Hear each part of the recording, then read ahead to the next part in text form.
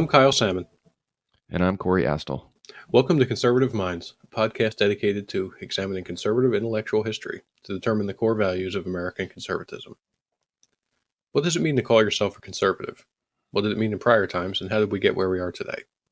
We explore these questions and more by turning to conservative political thinkers from past and present.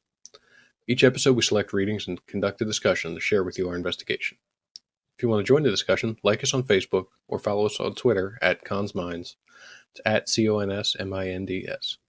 For episode 37, we read Why Liberalism Failed by Patrick Deneen, published in 2018.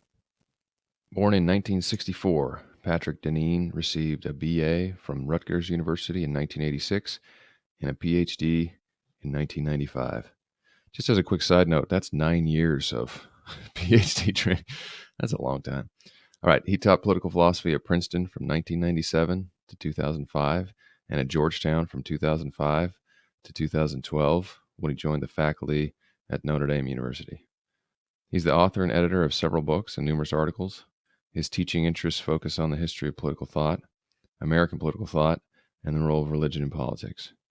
Deneen is Catholic, and that really informs his thinking. He lives in South Bend, Indiana, with his wife and 3 children.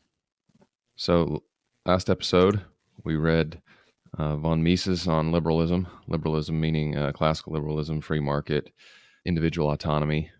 And he and Fukuyama, as we read last season, argue that liberalism is the best possible system. Deneen is here to say that even this best system of liberalism has fallen short and is possibly headed for failure. He says, liberalism has failed not because it fell short, but because it was true to itself.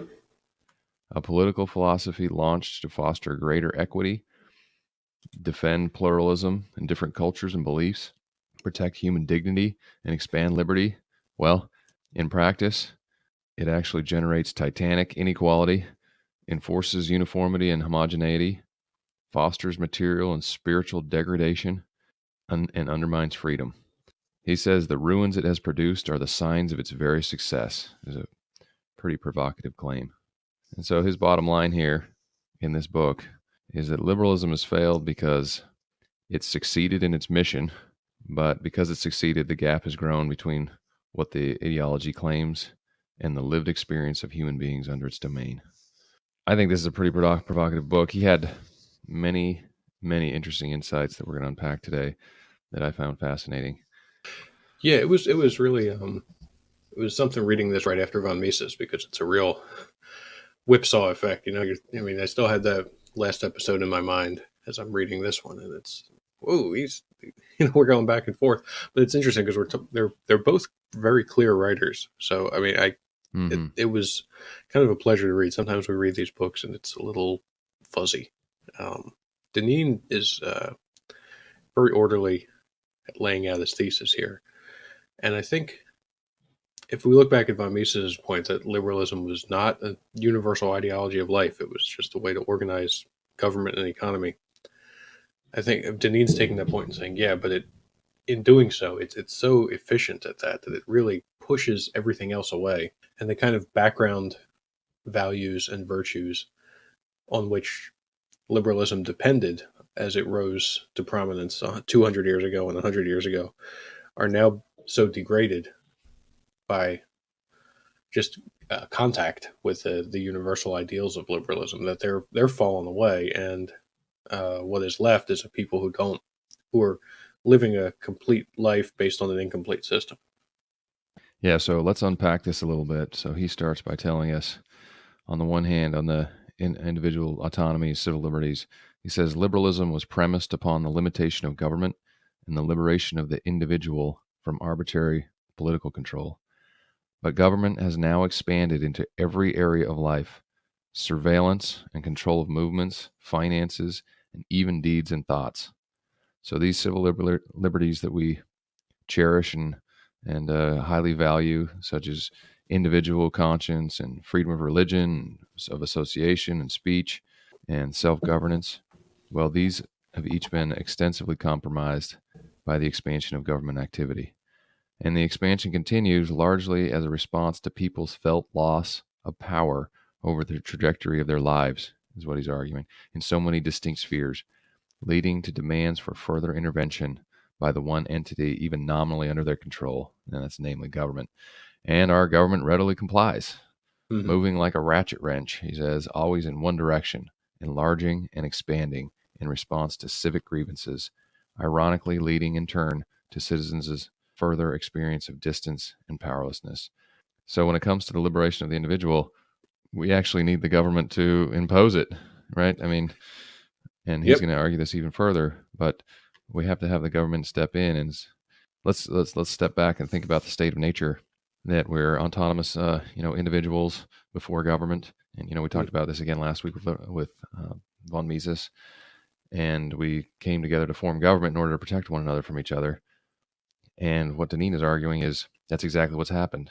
There was, well, he will argue that there really never was this mythical state of nature origin. But in any case, liberalism and this the ideology of liberalism put into effect actually does exactly what Locke had in mind, which was you need government to keep people from harming one another. And the more sophisticated the civilization, of the society, the more sophisticated and imposing becomes the government, in order to keep people from, harming one another, or to, create space in that way. And we're familiar with this when it comes to the, liberty and autonomy. He says comes to us courtesy of massive, sometimes intrusive, always solicitous, ever-present government. And for example, like, telling us we can't segregate men's and women's bathrooms, for example, Mm. or every small business must install a wheelchair ramp, and maybe that's a good thing, but it's all these different things in order to make sure that everyone has this individual autonomy and can fulfill their own, individual dreams. Well, we need a government to step in and sort of impose it. Yeah, and it's counterintuitive because we think about classical liberalism as existing alongside these uh, existing institutions that already had their sort of structures of life and traditions and ways of organizing themselves, be it like small town life or church life or the what kind of organizations that Tocqueville talked about often as things that Americans spontaneously organized because we didn't have government doing these things. And we just, things need to get done. So people would organize together and kind of make these institutions of their own, not imposed from above, but sort of out of necessity, they would come together and form things. And I think in Deneen's telling that the constant drive towards individual autonomy, whether it be on the right or the left, which he kind of thinks are the same thing in our system, because they're both driving towards individual liberty, individual autonomy. And that's true. I mean, we saw, the new left in the 60s and then the sort of Reaganite right in the 80s both emphasized individual liberty in their own way and, for different goals, but they were emphasized the same idea. And he says that, Deneen says that in doing that, it degrades all these other institutions because now it's sort of it's put into people's heads that you are an individual. Mm-hmm. Your sphere of freedom must be expanded so that nobody can control your life. And that is what tradition does and culture does is it controls our lives in ways that are often beneficial, but it orders society. And we've been talking about this. We talked about it a lot last season. The idea that, people came out of traditional societies in pre-liberal days and it was constraining, but it was also orderly and in a way comforting to most people to know this is how things work in this town. This is how things work in this country. Here's the order. So liberalism offers us the freedom to say, well, this order's a little messed up in this place. I mean, look at this guy who's in charge. He shouldn't be, that sort of thing. You can, or, it offers the opportunity for, say, family order that is disordered, that, if the family patriarch is abusive and a tyrant, you can leave. Mm-hmm. That's a good thing in liberalism, but in applying it to every family, it's disrupting even the good ones, which is most families. Yeah. It's Yeah. disrupting the good communities that were healthy, and in its place is nothing but the state. The state's the only thing that survived, and so people where they might have used to make a community organization or build a church or build a volunteer group will now turn to Uncle Sam or state capitals or city hall. And it I hadn't thought about it this way. I thought this was an interesting insight of the book is that individualism demands statism. Yeah, yeah. It's kind of wild, but I think he makes some good points. Yeah, and to that point, I think it's worth reading what he says here. Liberty requires liberation from all forms of associations and relationships, from family to church, from schools to village and community, that exerted control over behavior through informal expectations and norms. That's what you just described. And I think when it comes to liberty and the liberal project, this is kind of the left's goal, right? They want to throw off tradition.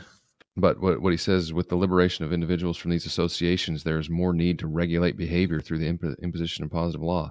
And thus, liberalism culminates in the liberated individual and the controlling state.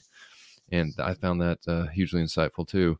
So, but many of our listeners, being conservative, might say like, "Yeah, that's right." But all these, the government trying to tell us, trying to create freedom for individuals, and we've had an absolute like whirlwind of social changes, recently with the Supreme Court decision on gay marriage, and all these different things that often people on the right or religious folks are just really feel their heads spinning. I also felt like his insight here on the other half of classical liberalism was super insightful too, and that's on the economic side.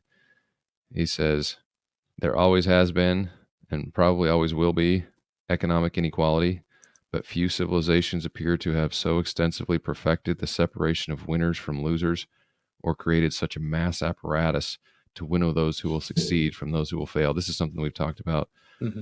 quite a few times, and that the sorting machine and the ability of the free market to really cause the cream to rise to the top, so to speak, and that leaves a lot of folks behind. But here's the main kicker that I found really interesting. He says the expansion of markets requires an extensive and growing state structure as well. Okay, so he says while conservative liberals express undying hostility to state expansion, they consistently turn to its capacity to secure national and international markets as a way of overcoming any local forms of governance or traditional norms that might limit the market's role in the life of a community. And I see this firsthand, of course, because oftentimes, as a free market conservative, I don't want a million state laws, Mm-hmm. governing certain business activity, because then the businesses, they just can't operate, right? So we say, no, what we need is the government to step in and stop them from doing that. We need a federal government to come in and Yeah, and it's in these. He makes a point that it's in the breaking down part of liberalism that each left and right is successful. There's left leaning liberals, progressive liberals, he calls them, um, want to promote equality and autonomy. The equality thing isn't working at all, and that's partly classical liberals would say is because nature has made us unequal, and that's the way things work. But that part hasn't worked at all. But what has worked is breaking down those traditional institutions. So, like the individual autonomy half of leftism is working, or mm-hmm, succeeding. Working is more of a judgment call. But also on the right, like you're saying, we want to promote virtue and values, but also free markets. Well, the free market thing's doing mm-hmm, great. The free trade thing is doing great. That's everybody's very successful at that. But the other half of it, not so great. Virtues are falling away. Government's been unable to replace the institutions it's effectively destroyed in Deneen's telling. So, like each half of the liberal equation is getting it half right, and or succeeding halfway at their agenda. But the result is that each is succeeding at the destructive half of its agenda without building up the thing it thought was going to replace it. right. And it's almost like the classical liberal side of the agenda is what's effective. So for conservatives, the free market, giving people as much economic freedom as possible, that's working. But on the other half of conservatives, the tradition, the hierarchy, making sure there's good cultural values, well, that actually runs contrary to the liberal project, Mhm. Enlightenment project, and so that's what's failing. And on the flip side, for progressives, the Enlightenment, liberal ideal of individual autonomy and giving individuals like as much freedom as possible in the decisions in their daily lives. Well, that's working, but their desire to impose like all these economic constraints and to level and redistribute, well, that's where they struggle a little bit, because that actually runs contrary to the liberal project. So I think you've really hit the nail on something really fascinating about his argument, which is that, again, liberalism is failing, he says, because it's succeeding in the Yeah. aspects of the liberal Enlightenment ideal, classical liberal. It's actually working. It's when we try to run against the grain, and keep good culture, or that sort of thing. That's where it's falling short and Yeah, and kind that's of where dying out. it's kind of running past what von Mises said it should be. Is where Yeah. he emphasized several times in that book we discussed last week that liberalism is not a universal philosophy of life. It's Mm-hmm. just a way to Mm-hmm. run your state, your economy. But Deneen shows us that 100 years later, it ignores those boundaries, and it kind of has to, because everything's connected. If you successfully teach people that we are all autonomous individuals, and he talks about this with the Locke's choice consent type argument of how we organize society. He's Locke represented that as describing humanity. Deneen says it's not really, it's prescribing humanity. It's saying, this is, we are autonomous, but he said, in some ways, liberalism says we're autonomous in every way. And Mm-hmm. I Mm-hmm. think Yeah. he takes exception to the whole sort of origin story of liberalism that Locke tells us. The idea that we were once these atomized folk drifting about in the state of nature and came together to form governments. And I think he would say that we always have had things beyond the self, the family, the tribe, that predate any sort of thinking. Even animals run in packs. I mean, it's so I think to represent early humans as full on autonomous individuals living in a state of nature with no other attachments that they didn't willingly consent to. Deneen says that we're starting out with kind of a lie here. That's Mm-hmm. never been Mm-hmm. true. And if it was just a myth, an origin story, that would be okay. But because liberalism is based on that, it kind of imposes that. And when you make a choice that's contrary to that, as he talks about in some of the later chapters on education and culture, it's seen as not a free choice. If you choose tradition, progressive liberals especially will say, well, you're just, you've got that false consciousness going on. Yeah. Yeah. You're Exactly. mixed up by the old ways, the old, pre-liberal ways. We need the government to clear that out. Then you can make the right choice, which is Mm-hmm. autonomy, freedom, and nobody telling you what to do. Yeah. Exactly. So, And let's put a fine point on it, because he says the right and left cooperate in the expansion of both statism and individualism, as you've described. While conservative liberals express, we read this already, undying hostility to state expansion, they need the government to secure national and international markets. And while progressive liberals declaim the expansive state, they insist that it must be limited when it comes to enforcement of manners and morals, preferring the open marketplace in matters of sexual practice and infinitely fluid sexual identity. I think it was great. What I like about this is it really puts he's making a broader argument about the Enlightenment, liberal, classical liberal project. He's really offering some serious insights about how conservatives and liberals, in at least contemporary American sense, progressives and conservatives approach government, because conservatives, they don't want they actually do want to have a more active traditional culture, and progressives, they want to eliminate it completely. Like, we don't want any enforcement of manners and morals at all. We want to throw off tradition and hierarchy and white privilege and whatever else. And on the other hand, like conservatives, we want as much freedom as possible in the economic sphere. And progressives are like, no, we need all kinds of interventions in the economic sphere to level and make sure that it's completely equal outcomes. And he says the only part of the conservative agenda that has been successful is economic liberalism, including deregulation, globalization, and the protection of titanic economic inequalities. You get the strong sense that Deneen does not like inequality either. But Yeah. anyway, the only part of the left's agenda, on the other hand, that has triumphed has been the project of personal autonomy and especially sexual autonomy. I found that to be a really great insight. Yeah. And I think he kind of gets at the point of the changing meaning of the word liberty to begin with, too.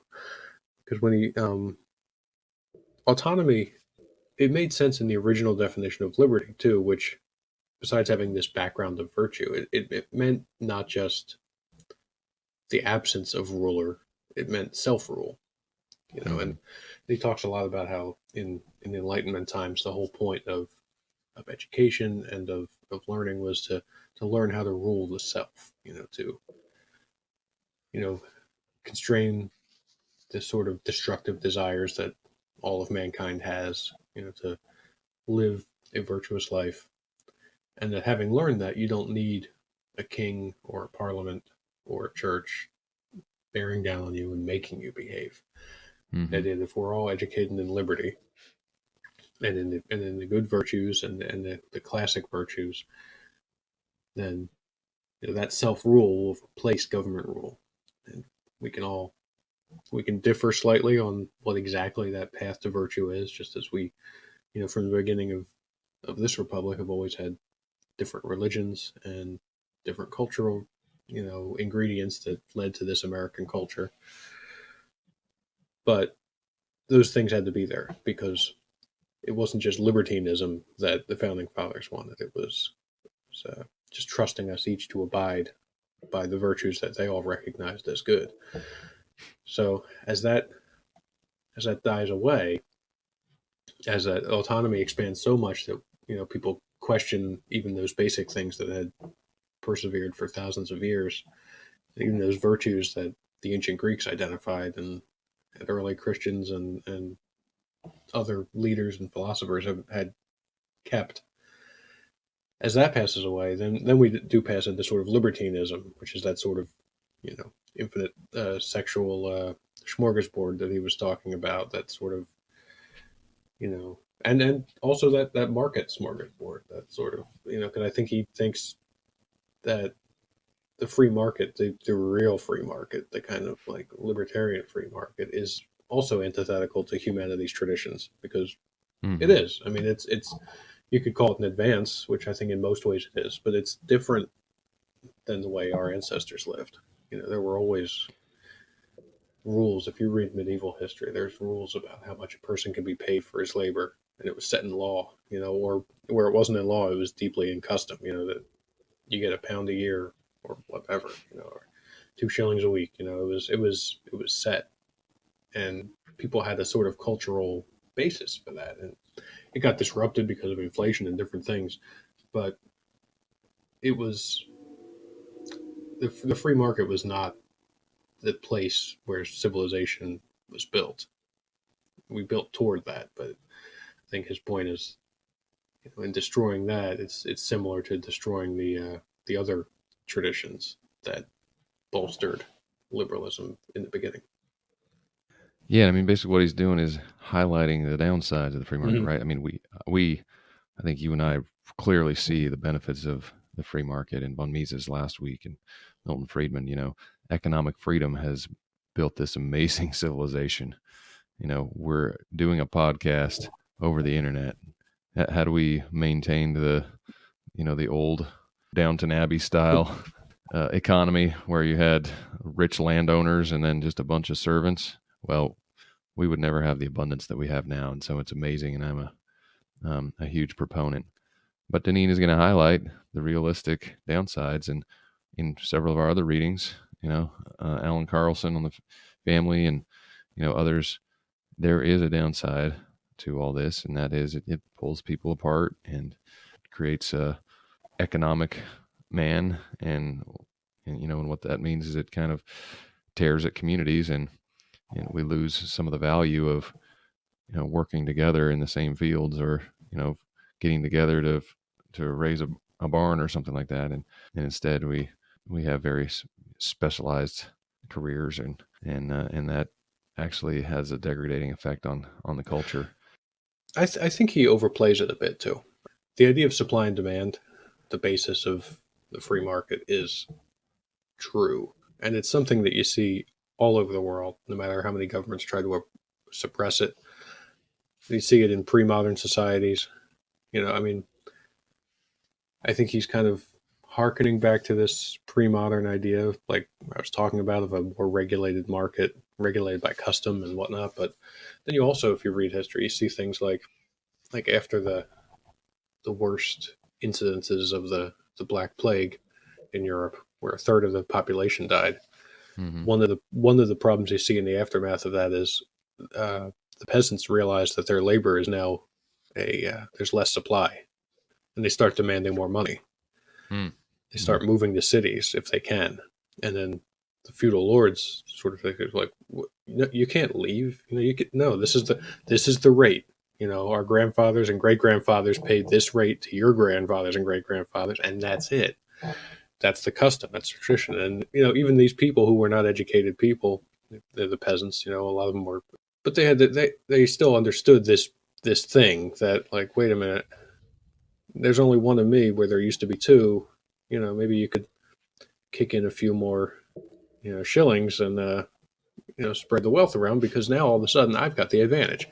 And that is the same thing that goes on in every labor market today. If there's a lot of laborers, their wages go down. If there's a few, they're able to extract more for themselves. And so Mm-hmm. I think he's pinning this all on liberalism. This idea that labor as a commodity, but it's a pre-liberal idea, because it is. I mean, in that sense, liberalism is describing humanity. It's not asking us to conform to this archetype. It's true. Mm-hmm. And Mm-hmm. I think that's why the free market does work, and that's why it can't be suppressed, because it's true, because supply and demand is a real thing. Yeah. So I think I get what he's saying, that it can be taken too far, and I think that's a lot of what this book is like, these are good ideas, but you can take it too far. And sometimes we do. Sometimes we do kind of dehumanize each other in market transactions, but it's a real part of humanity, is negotiating supplies and demands and markets. They arise spontaneously. That's nature, the thing that he says we should conform to. I mean, that is also a part of nature. Mm-hmm. Mm-hmm. So he has an extended discussion about the education system and how, on the one hand, it does very efficiently prepare individuals, students to join the free market and to step in line and get a job and have a career and that sort of thing. But he shares some of the same critiques as Alan Bloom, the Closing the American Mind, and others. He says, Deneen says, students are taught by most of their humanities and social science professors that the only remaining political matter at hand is to equalize respect and dignity accorded to all people, even as those institutions are mills for sifting the economically viable from those who will be mocked for their backward views on trade, immigration, nationhood, and religious beliefs. Mm-hmm. The near unanimity of political views represented on college campuses is echoed by the omnipresent belief that an education must be economically practical, culminating in a high paying job in a city populated by like minded college graduates who will continue to reinforce their keen outrage over inequality while enjoying its bounteous fruits. I love this so Yeah. much, and it's kind of hidden. I was like, wait a sec, did he just say that? But it's such a, I think, just such a biting critique of stuff. The situation that I see. I work in Washington D.C., where there's a lot of smart, successful people went to college and they're spending their whole life like screaming outrage over inequality, while at the same time, like, this, you go to Yale and you're this starry-eyed idealist, but like almost half the class goes to Wall Street, Mm-hmm. right? I mean, it's just and scream and he says the keen outrage over inequality, while at the same time like pulling in these $300,000 salaries when you're only 26 years old. And it's just, I mean, it's just the irony, and it just it's annoyed me for a really long time. Yeah, I mean, you get everybody who's like Pete Buttigieg, who's complaining about inequality. When Yeah, yeah, you go to exactly. you left Indiana, you went to work for McKinsey. Yeah. You make the big money. he at least went back to his hometown. That's different than most because yeah, these I think. Well, I mean, it might have been the same chapter. This really stood out to me. He said that elite universities are the educational equivalent of strip mining, identifying economically valuable raw materials in every city, town, and hamlet. They strip off that valuable commodity, process it in a distant location, and render the products economically useful for productivity elsewhere. And that's it. I mean, that's if people went away to college and learned all these things and then went back and were able to get those good jobs back where they came from or into or a different place like it, it would be less disruptive. But Mm-hmm, a lot mm-hmm. of what you're being trained for in these places is something. I mean, you can't work for those kind of consultancies or financial firms in South Bend or in uh, Waterloo, Iowa. You know, you've got Yeah. to, you can do it in New York. You can do it in Washington. You can do it in San Francisco. You know, and maybe to a lesser extent some of the other big cities, Chicago, Philly, Boston. But it's strip mining was a great, Yeah, yeah, it's great. it's a great analogy. We're just going off and taking the tops off the mountains where those people used to form. If you had a college education from one of these small cities or large towns 100 years ago, you would form the elite of that town. You would be the natural leaders of your town, and you would start a business in your town or run for mayor or maybe be a professor Yeah, in exactly. one of these scattered universities that are out there in the world. Now it's really just it's all drawing in. It's all like the whirlpool at the bottom of the bathtub when the drain plugs let out. And we got the It's data on this it, in the it, it Charles Murray episode, and yeah. and he gave this great argument, and this is something obviously you and I have concentrated on quite a bit throughout the history of the podcast. What makes this even more interesting, I think, for Deneen telling us here is that what he's saying is that the classical liberal project was it's really successful at what it was supposed to do, and it's doing that. Like it's not. This isn't a phenomenon that just kind of came about by chance. What he's saying is this is always the way it was going to be. And again, once again, liberalism fails by succeeding so efficiently. Like it's succeeded so efficiently at strip mining, at taking the best and brightest and moving them out of Newton, Iowa, and over to San Francisco or New York, or and in these new coastal tech centers or whatever else. These are where the jobs are being created. And Deneen is basically arguing to us like this is how it's always going to be, because this is the direction that the liberal project takes us. If you want efficient free market, this is what happens. It's going to find a way to get and what does it leave in its wake? Well, we see right now. I mean, rural areas are just suffering, just seriously struggling. We have an increase in opioid epidemic. We have the fact that a lot of these folks don't even have broadband in some rural areas, and how are they supposed to compete at all in the economy? And Deneen's going to say, well, the free market liberal project, well, it doesn't really care because it's trying to get it's trying to make the most efficient use out of the talent that's available. Yeah, and that efficiency sort of imposes a he calls it an anti-culture, not a replacement culture, but just the absence of culture. This sort of universal blah culture that is imposed over all the individual local cultures that used to predominate. And in the economy, it's the same. It's that, like you said, efficiency. That's the goal, and it's work. It is very efficient to do things this way. I mean, concentrations of wealth are more efficient than scattered wealth. But what it makes is a culture. He says it's not. That doesn't have the three cornerstones of human experience. Those being nature, time, Mm-hmm. and place. Mm-hmm. The things that Edmund Burke and other traditionalist conservatives say are the foundation of culture.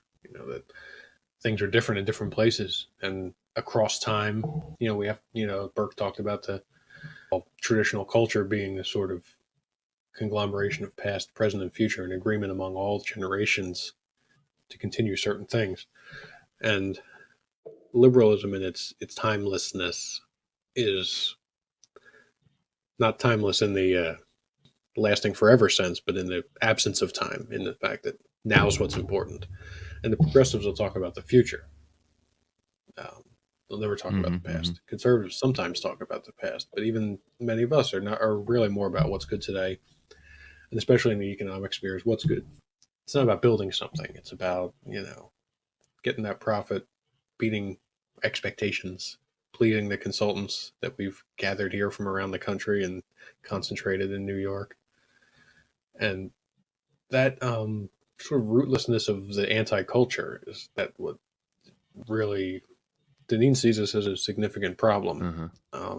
It's yeah, I think he sees it as a bigger problem maybe than I do because I think a lot of this is just the results of technology. Technology was always going to displace some local ideas because now you have access to other ideas and you can see if you like them better. But it also contributes to that sense of dislocation Mm-hmm. that we've heard people talk about a lot. When everything changes so quickly and the things you depended on are all wiped away, what happens? And like you talk about opioid addiction, yeah, people turn to other things.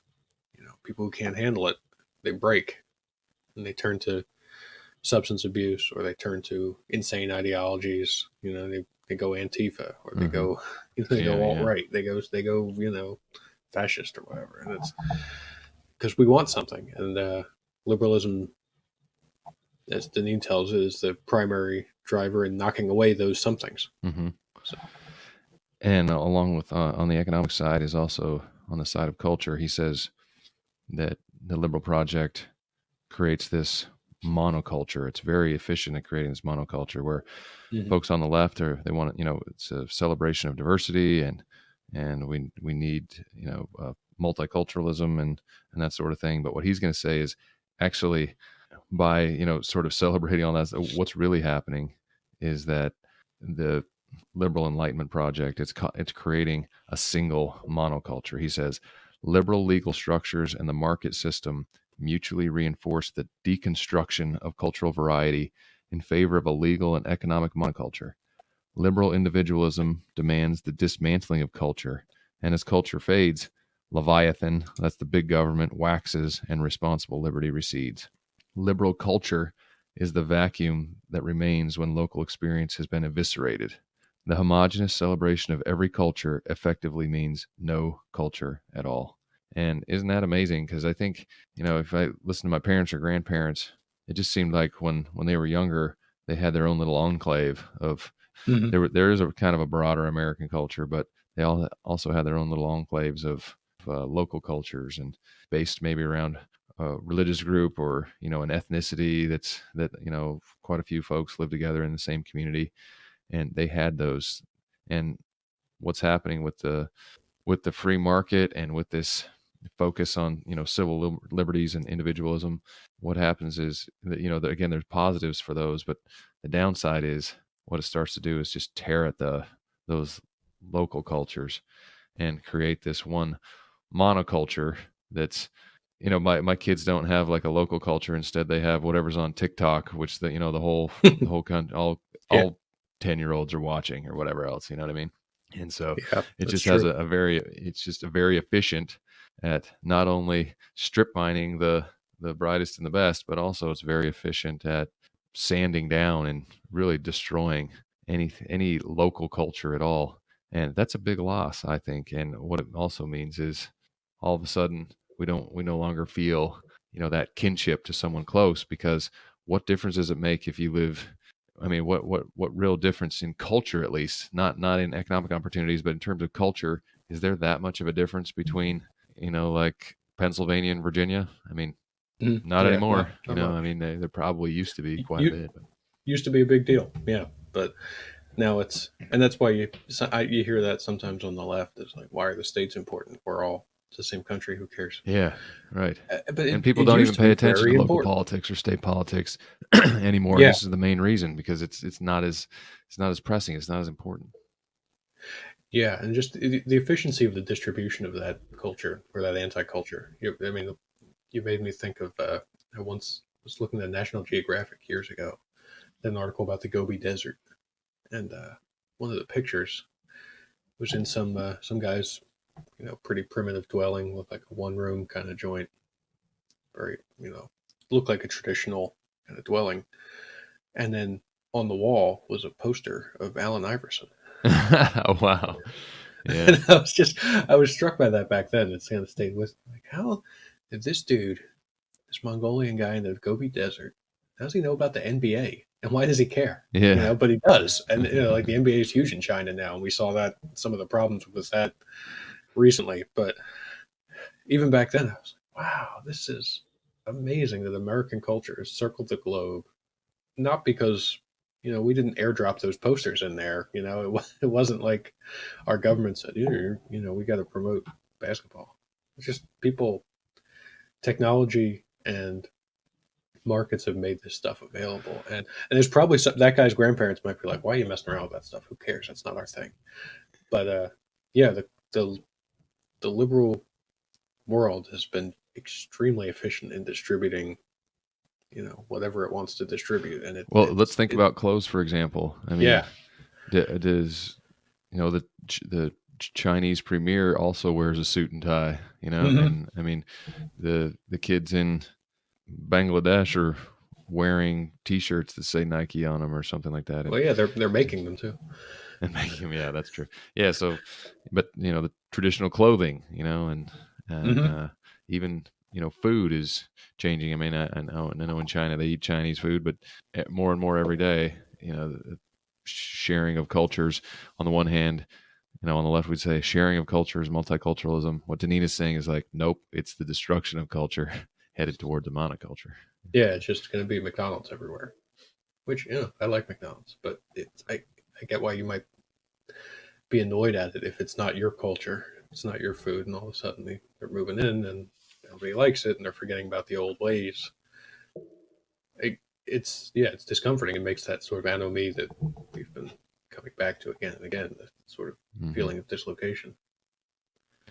Well, let's spend a last quick minute on his remedies, which, when you and I were texting back and forth, I was like, well, these are not particularly novel or awe-inspiring, but he does have some remedies. Mm. He says, so what can we do about this situation? Well, he says we should focus on developing practices that foster new forms of culture, household economics, and polis life. Develop community of family centered on rituals surrounding birth, coming of age, marriage, and death.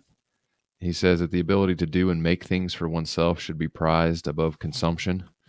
Skills of building, fixing, cooking, planting, preserving, and composting.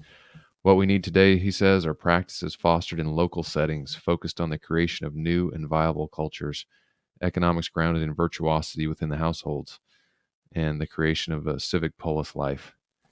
And I really like these, of course, and it Mm-hmm. just sounds a whole lot like religious communities that I'm part of, Yeah, sounds and great. and I appreciate that. But he doesn't really tell us how we're going to go ahead and do that within the construct of this destructive liberal project. It's kind of like he goes through and says there's nothing you can do about it, it's destroying everything, but do this thing. And it's kind of like, well, he doesn't really give us a strong argument for why or how we could actually do it. Yeah, I mean these are all things people like, but they're also inefficient, and that's Yeah, exactly, efficiency is inefficient. crowded out inefficiency. And Hmm. maybe living in a world where we really listen to economists probably too much has made us take on some of their values of efficiency being the highest good. And like Yeah, it's a good. It's There's a lot of good things about efficiency, but I think it. but for cooking, for example, like Yeah, we have 4 kids and we do our own cooking, and that's what I grew up with. And my wife does a lot and I do quite a bit too, and we're like the only ones that we know of that cook our own food.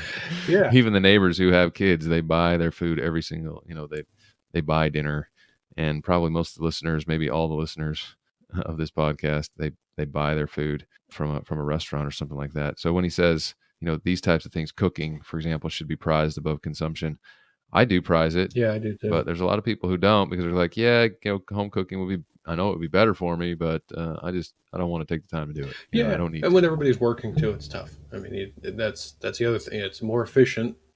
We talk. It's like the gains from trade. It's more efficient for us to work at our jobs and have somebody else work at the job of making food, and then we trade our money for that food, and then it's efficient. But yeah, I think there's something to cooking. Whenever people talk about their grandparents and memories of them and stuff, it's often, grandma used to bake this thing, and I used to help her, and these are precious memories to people. And you hear them again and again. That's part of our family culture, Yeah, and yeah, that's a great it point. isn't efficient. Grandma's not as efficient as a factory, but there's something more there that I think Deneen would say we're missing out on. Mm-hmm. All right, what's your closing thought? It's a this book made me think. I mean, he has some deep thoughts on liberalism, that the zeitgeist today is to question a lot of these ideas again. A lot of the populist uprising in our elections has been along these lines. He I think, was writing this before the rise of Trump, although it came out afterwards. But that sort of populist revolution in the countryside, and you see it in the left too, with sort of Bernie AOC wing of things. People are pushing back against liberalism as a monoculture, and I think it's a good book for helping us understand it and understand why, and Mm-hmm. to some extent where we go from here. Yeah, and I really thought this was a very thought-provoking book, and if anything, that's what I really enjoy is when somebody pushes me to think differently and see something through Mm-hmm. a different lens. And this is probably my favorite book since Fukuyama that we've read in Conservative Yeah. Mind podcast. And so I recommend it to folks. It seems a little bit deep, but really he's getting at some pretty straightforward things, which is the upside of, this American liberal enlightenment project has worked, and it's worked really well. And now, to your point, like we're we're at a crossroads where people are starting to say, wait, actually there's some problems here. There's an opportunity gap or whatever. And, I don't feel as tight knit and as close to people. There's a loneliness epidemic where 200 years ago, could you have been lonely when you're with, people all day, every day? I mean, you know who Mm-hmm. you are and you know where you fit in your family and in your community. And now, people are feeling adrift and alone and getting married later or not at all. And he really points to some of the cause of that. And he doesn't give us, I was a little critical of his remedies, but maybe there just really isn't any. Maybe we're kind of stuck in this, in which case it should really inform our policy choices too. Like, can we really fix some of this stuff? And if identifying what some of the core causes are, I think that Deneen, we didn't really get into this, but I think that he's coming from that same sort of Catholic communitarian position that Sohrab Ahmari is. Mm-hmm. Really a rethink of. I think Marco Rubio is moving in this direction too. Kind of a rethink of kind of this bedrock core assumption of classical liberalism, and that's both scary and but also interesting. So, all right, so that's it for Patrick Deneen. Next time, we're going to read a book called The Once and Future Worker by Orrin Cass. That was published in 2018 also. This book I think is going to be a perfect follow-on to what we just read with Deneen, because he's also going to identify these, and he's going to, from a conservative perspective, kind of from the right, he's going to say how to remedy some of these problems. Okay. See you next time.